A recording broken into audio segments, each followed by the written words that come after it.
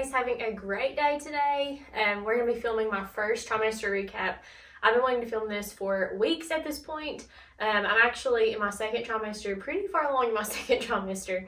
I'm 25 weeks right now, and I'm just getting around to filming the first trimester recap. So yeah, I hope everybody enjoys this video. Whether you are expecting or, just curious about, the signs and symptoms that other people may be having, or maybe you just had a baby, or you're just, wanting to watch this video, and I hope that you enjoy it. So, first trimester. Whew, okay. Also, don't mind my little girl up here. Haven wanted to join in on the video today, so hopefully she is a good girl, doesn't cause too much ruckus up there. So yeah, the first trimester, as we all know, if you've been, in this situation, then you know that it can be pretty daunting and pretty, just kind of difficult to get through sometimes. So with that being said, I, of course, don't feel like I had a real easy first trimester, but I also know that people have it way, way worse than what I did. So let's start out with my first symptoms before I knew I was pregnant, okay? So before, you find out you're pregnant, you've heard of the 2-week wait window, which is where, from the time of conception to the time that you can actually begin to test to see if you're even pregnant or not. So during that time, you might make up symptoms in your head or be thinking, wow, maybe I am, maybe I'm not. So I actually wasn't sure. I really didn't think that I was pregnant yet. And if you watched my pregnancy announcement video, you know that we were actually trying, but we ended up still being surprised when we were pregnant because my LH peak kept peaking. And so my pregnancy, the ovulation test strip, not the pregnancy strip, but the ovulation strip, was actually detecting the HCG, which is the pregnancy hormone, instead of, it wasn't just detecting LH, the luteinizing hormone, which is what you look for when you're ovulating. So we ended up, I kind of got, just to make a long story short on that, because I already talked about it in another video, but I was just like, you know what, I'm so confused about why I keep getting this dark LH line every single day. I mean, it was just I was 20-some days past what should have been my ovulation. And I was getting, and it was I still hadn't peaked yet. So it was I still hadn't ovulated. So I was like, you know what, I'm just going to take a pregnancy test. I did, it was positive. So we were so surprised that it happened already, because we kind of thought that I hadn't ovulated yet. So yeah, anyways, back to some symptoms that I had before I knew I was pregnant. I had, it's very similar, I'm sure you've heard this before, but it's very similar to PMS symptoms. So I remember having very, very bad lower abdominal cramping, and I was like, oh my gosh, I just remembered thinking, this is going to be the worst period I've ever had in my life. I just remember it was such bad cramping. And if you look it up, then you know that's actually pretty common, because it's called implantation cramping. So yeah, that was definitely, I would say, my first true symptom was that. It was not fun.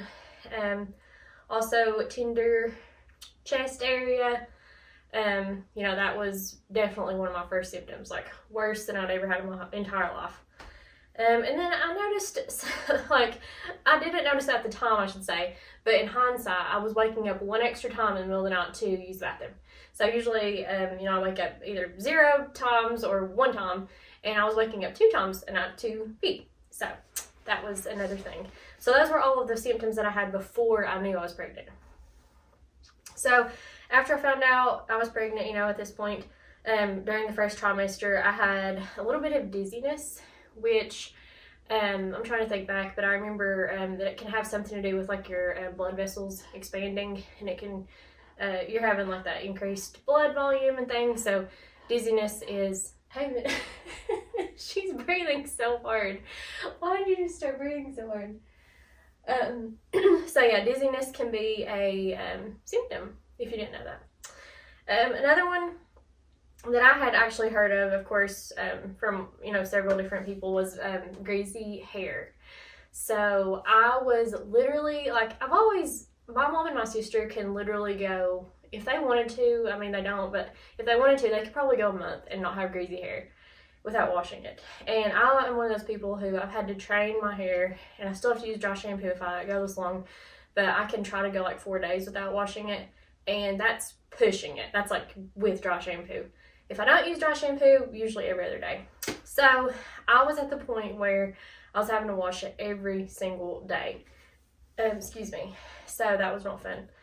So that was definitely a symptom.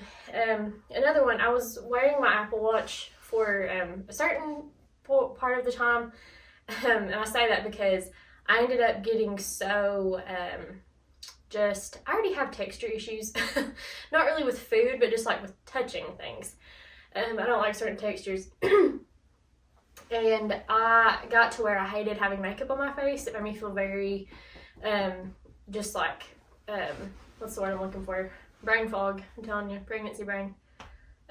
So I went, you know, for a while without makeup, and also I didn't want to have jewelry on.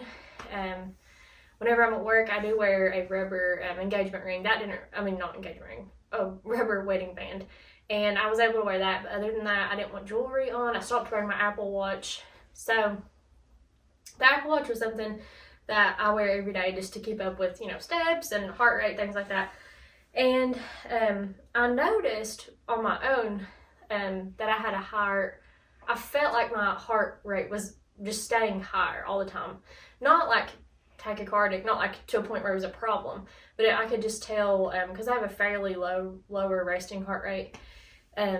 Like, you know, my normal heart rate's fairly low. So I could tell that my heart was just feeling like it was a noticeable difference for me. And so my watch one day on the health app or something had told me that my heart rate was staying like 10 to 12 beats higher at rest. So if you look it up, then that's also very common in pregnancy, because like I said, your blood is pumping so much more blood. Your body is pumping so much more blood throughout. So that is a symptom. Of course, in the first trimester, I was very, very sleepy, fatigued. I would just come home every day and come to the bed. Haven was my little bed buddy. I don't know if you guys can see her. She's in all of the pillows back there. I don't have a front-facing camera, by the way, if you're wondering why. I can't tell if you can see that or not. I can't see what I look like at all right now. So, yeah, I was very tired. So my worst symptom, I would say, during the first trimester was nausea. So, I threw up one time, but I think it was because I had like food poisoning or something. And that's where I say I got lucky, because I know people throw up so much. Like, I've seen women have black eyes. They threw up so much. And I'm so thankful that, you know, that hasn't happened for me, or that didn't happen for me. But I had like such terrible nausea, and it wasn't just in the morning. It was really bad through the night, and of course in the morning, but it was just all day, like at work, you know. I would just be so sick every day. And I almost felt like I would feel better if I could have thrown up, but you know, that was definitely something I dealt with. And that makes it difficult if you try to wait a little while before you announce that you're pregnant. The nausea, that'll get you, because people are going to be wondering why you're like sick or like not yourself. So I actually told people that I worked with fairly early, because I knew I was going to be sick, and I kind of wanted that support, and for them to just know that, like, you know, I'm okay, but like I'm going to be, you know, maybe a little bit different for a while because I'm not feeling good, not feeling like myself. So I noticed that a little bit of protein or carbs would go a long way with me, but didn't last, you know, all day. It didn't help, you know, the entire day. I kept a lot of crackers. I went through saltines, and I got so sick of saltines, I switched to Ritz crackers. I got so sick of Ritz crackers, I went to Goldfish crackers, and I would put peanut butter in my desk. That was another thing if I was at work. If I had peanut butter, that would help some.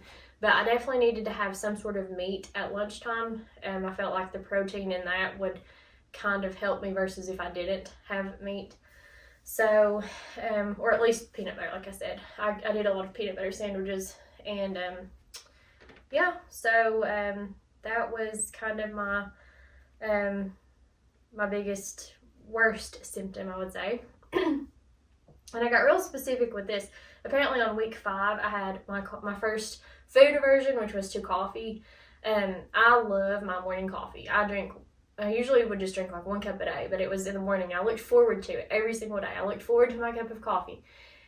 And I just remember I was like, it was like I was still trying to drink it. And I was like, why am I making myself drink? I'm not wanting this. So I ended up stopped drinking it, and then I couldn't even stand like the smell of it. I was like, there's no way I can. And I am 25 weeks right now whenever I'm filming this, and I still cannot stand coffee. I can do like a frappuccino, or Starbucks has this thing. It's not by any means healthy for me to be drinking right now, but it's a iced hot chocolate. I can do something like that, without coffee in it. Things like that sound good to me, but as far as anything coffee based, no. One of the funniest things, like not funny for me, but funny for my husband to witness, is that I would just gag at random times. So we would be sitting on the couch, watching TV or something, and I would just be like literally start gagging. And I was like, I'm gagging at air, but I was just like so nauseous that I would just start gagging. And so as far as prenatals go, I went through so many different kinds of prenatals, and trying to, I didn't want to buy like the cheapest kind because I, had tried to do some research, and I also didn't want to buy like the most, expensive kind of like $70 a bottle. So I had found some that were kind of in the in-between range, and I tried Pink Stork and I tried Ritual. And both of those had a lemon flavor, a very strong lemon flavor. And they had like a tablet that would stay in the bottle, and it would keep the bottle having that lemon flavor. Because I learned the hard way, if you take that little tablet out of your bottle, then you will taste like fishy tastes on these little pills, on these vitamins. So they keep it in there for a reason, but I got to where I couldn't stand the taste of lemon. So I talked to my doctor about it, and she had given me like a gummy kind to buy, and I'm still doing those today, and they've been fine. They are for sensitive stomach, so those haven't bothered me at all. But yeah, lemon and me and prenatals, no, we don't mix. I was very sensitive to smells. So this also made me feel kind of isolated because, you're not feeling yourself in general, and at least I didn't. Like you have all these hormone changes, this influx of so many things that's happening in your body at such a fast rate, and you still have to go on with normal life, right? You have to go to work every day, or whatever you do. So I was sensitive to smells. And by smells, I specifically mean my kitchen in my house. And my house was clean, of course. I'm not talking about having a sink full of dirty dishes. I just mean just coming in to my house, my literal house was making me sick. It's like I just hated the smell of that. The kitchen, why I say that is just even being around the kitchen sink, opening up a refrigerator, it's like those smells were so heightened to me. I had such a heightened sense of smell that I just could not deal with it. And so whenever I would come home from work, I'd come straight upstairs and just get in bed and Haven would come with me, so she was my little buddy. But yeah, I would just come upstairs, and usually, he would bring dinner home, and I would eat up here. So I was just literally isolating myself to our bedroom, and I wasn't wanting to get ready. I didn't feel like it. I didn't want to wear makeup or anything, so I just wasn't feeling, not that you need those things to feel good, or not that those things make me, feel pretty or something, but it just feels good to, kind of get dressed up sometimes, or, to do your makeup, do your hair. And I wasn't able to do any of that. I didn't want to do any of it. And it bothered me that I didn't want to, but it's like I was so sick I couldn't, if that makes sense. So It was just a lot going on. So I said that my husband would bring food home because I couldn't cook, and I couldn't even think of anything that I wanted to make at home that that he could even make for us. So I would want something like that was just bad for me. Like I would want fast food or Mexican food. I love Mexican food. And so we were eating out every single day, and I pretty much stopped going to the grocery store because I was trying to plan out our meals like I normally did. And it's like by the time, you know, I would get to like second, third, fourth day throughout the week, I was like, no, this does not sound good to me like it did, you know, back whenever I was planning our meals out. So it was kind of like we were taking everything a day at a time and seeing what I would want or what I wouldn't want. So also being sensitive to smells, I had to change our cleaning products and our hand soaps out literally like 4, maybe 5 times because I would get so tired and so sick of the smell. And I try to do things that are a little bit like safer, like better ingredient. I try to buy things that are better ingredient wise. So, you know, I went through Mrs. Meyer's, I went through, I can't even think of the other brands. I even tried to buy just a regular, it was an unscented vinegar based bottle. Cannot stand that. I still can't stand that.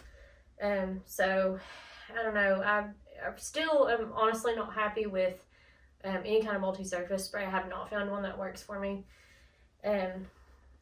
So I'm still kind of working on that. If you have any recommendations, let me know. All right, so let's move on to cravings. So as far as food goes, I hope you don't mind me looking at this. I just need to keep my thoughts organized here. I had different cravings in like different, you know, parts of the first trimester. And one of my cravings was watermelon.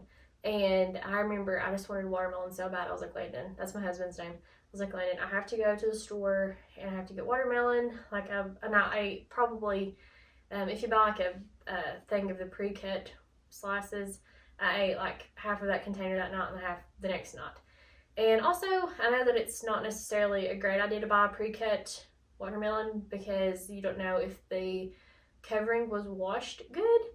And that can be bad for pregnant women because if somebody cuts into a watermelon and doesn't wash it, then you can get listeria from cutting into like the watermelon skin inside the watermelon.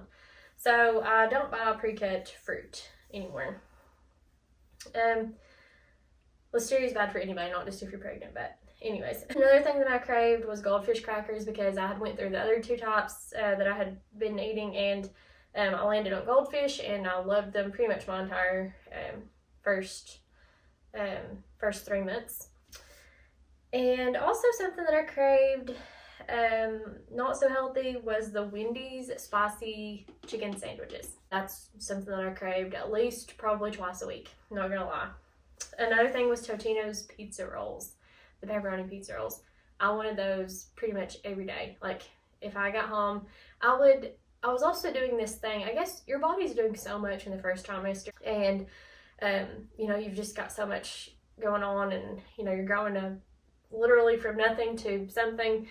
And so whenever I would get off of work, I would have to stop and get something because I couldn't wait between lunchtime and dinner time to eat something, and I needed something of substance.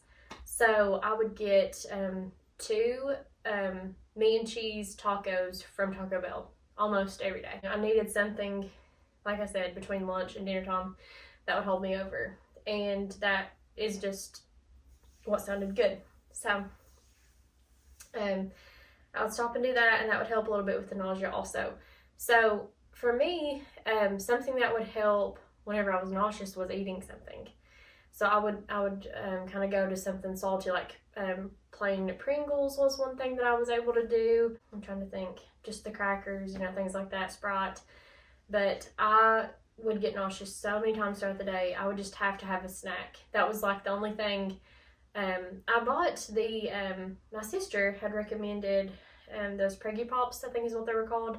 I got those off of Amazon, but whenever I was nauseous, I couldn't stand the thought of soaking on like that fruity, sour, like lozenge. So those actually did not work for me. The only thing that worked for me was like crackers, protein, things like that. So Life cereal. How many people have had Life cereal? I feel like that makes me sound like kind of an old woman. It's not something that I think a lot of people eat, but I have always loved that cereal, but it was something that I really started craving for some reason whenever I was pregnant. Also, last thing that I had written down here was a blueberry bagel with blueberry cream cheese specifically. So I loved having that. I guess it was the carbs. And yeah, I thought that was the bomb for breakfast. And so yeah, I wanted to mention this book. My mom gifted me this book as soon as I found out I was pregnant, and I told her, or as soon as she found out I was pregnant, I should say, she gifted me this book, and it's called The Belly Book. And this has so much in it, and I have used this, you know, my entire pregnancy at this point, up to this point. It has different places in here. It has like a first trimester tab, second trimester tab, and a third trimester tab. And all of these pages in here, it has different things. It's like, it asks, you know, when you took your pregnancy test, who I told, their reactions. You know, it has places for you to write each of your prenatal visits in here. Let's see. Each month, or it has like a little circle for the trimester, and it has things that you've been craving and then things that totally repulse you. So you talk about that. You talk about week by week, kind of like what's going on with you, how you're feeling, your symptoms. It has places for you to put your belly photos each week. I've been trying to take photos. I've missed a few weeks, but I'm going to try to go at some point and get all of these printed off and stick them in this book. So yeah, this was, I think that if you are expecting, if you know someone that's expecting, then I think this is a great gift to give someone, because it's something that, you know, I can give the baby once they're here also, and let them have this for, you know, their own memories also, to kind of see what was going on while they were in my tummy. So yeah, I hope that you guys enjoyed this. I hope that it was helpful for somebody. If you're feeling something and you weren't sure if it was normal, or, you know, maybe you just wanted to see how other people were doing in their trimesters. So yeah, I hope that you enjoyed this video, and if you did, please do give this video a like and subscribe to my channel. It really helps me out a lot. And I will see you guys in my next video. Bye, guys. Like I said in the video, I am 25 weeks at the time that I'm filming this, so I'm pretty far into my second trimester, which is funny that I didn't get to do this before now for my first trimester recap, but just wanted to give you guys a little bump update. This is where we are at right now at 25 weeks.